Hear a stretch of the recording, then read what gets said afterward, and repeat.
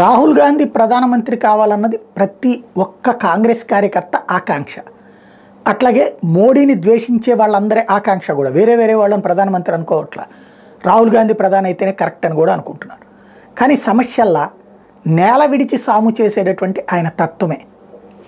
తాజాగా తీసుకొచ్చినటువంటి మేనిఫెస్టో చూస్తుంటే దగ్గరగా 80 లక్షల కోట్ల రూపాయలు ఏడాదికి ఇవ్వాల్సి వస్తుంది. 80 లక్షల కోట్లు ఎట్లా?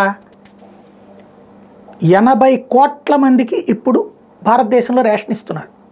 80 కోట్ల మందికి ఉచిత రేషన్, 85 కోట్లు. అంతమందికి అంటే అన్ని రేషన్ కార్డులు ఉన్నట్టు. మరి అంతమందికి ఇవ్వాలిగా రేపొద్దున రాహుల్ గాంధీ. సాధ్యమవుతుందా?